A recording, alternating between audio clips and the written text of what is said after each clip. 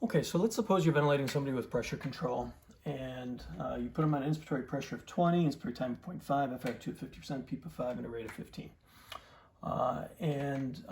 When you did that, you measured their tidal volume, and their tidal volume was 500 mLs, and you got a blood gas, and you were happy with the gas exchange, and you thought, okay, this is good.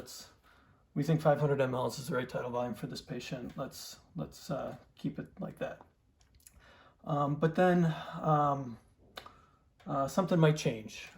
Maybe you get a mucus plug in the endotracheal tube, and that adds resistance to the circuit. So now that there's more resistance, then when you put 25 centimeters of water in there, flow won't be as fast. Maybe flow looked like that before, but now flow is slower during those 0.8 seconds that you're pushing air in. And with the slower flow, because of the added resistance, tidal volume is smaller. And so now the tidal volume is only 400 mLs, and you get a blood gas and the patient is hypercarbic, and you think, well, that's not good. We need a bigger tidal volume. So you tell the ventilator to, instead of giving an extra 20 during inspiration, you tell the ventilator to give an extra 30. That means that the airway pressure here is going to be 30 more than the set PEEP of 5. And when you do that, with that extra pressure, now you've got a better flow again, you're overcoming that resistance, and you get your tidal volume back to 500.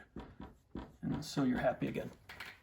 But then somebody comes by and suctions out that mucus. They put the suction catheter down and they clear that out. And now with that 35 centimeters of water coming in during inspiration, now you got a tidal volume of 600 mLs. And you say, well, that's too big of a tidal volume. We don't want that big of a tidal volume. We only want 500. So let's get the airway pressure back down until we get the tidal volume that we want again. And so maybe we go to something like 25. Well, with all the different changes that can happen over time, imagine if you were the intern and your job was to stand by the ventilator and adjust that pressure to get the tidal volume that you wanted. If the attending said, get a tidal volume of 500, and you stood there and you cranked the pressure up when the tidal volume was too low, and you brought the pressure back down when the tidal volume was too high, you could kind of titrate that to get the tidal volume that you want. But that would be a lot of work, and it would be tedious. And as you're doing all that, you might have an idea. You might think to yourself, what if you wrote a computer program that would make these adjustments for you, and you put that computer program in the vent circuit. And so the vent would simply sort of monitor what tidal volume is coming back and make the adjustments in pressure that were necessary to get the target tidal volume that you wanted. Well, that's pressure regulated volume control, okay? It's a situation where you set a target tidal volume, and then you set an inspiratory time, and the ventilator will adjust the inspiratory pressure to try to get the volume that you want.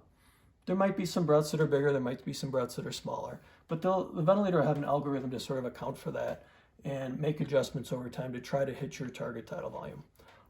It's a nice mode of ventilation for a number of reasons. The patient does have some control over their inspiratory flow.